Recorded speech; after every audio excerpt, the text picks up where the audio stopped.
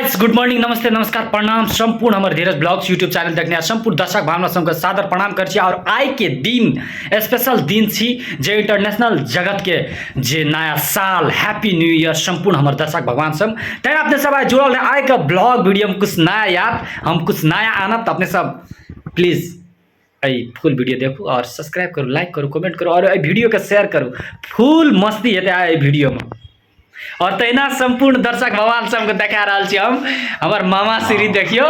और कल मामा अले तहिना मामा के साथ जे से खूब सारे एंजॉय भेले रात से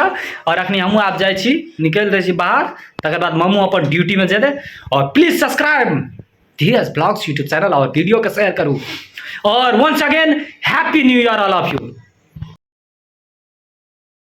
हेलो गाइस तो बाहर आए कतौ नहीं जा सकलिए पिकनिक करे लिए ताहि दुआरे रूमे मान लिए मौस तौस और हमरा के ग्रुप में सब गोटा मिल के बना रहा छे चिकन मासू जे अहाँ सबके देखा रहा छे अखनी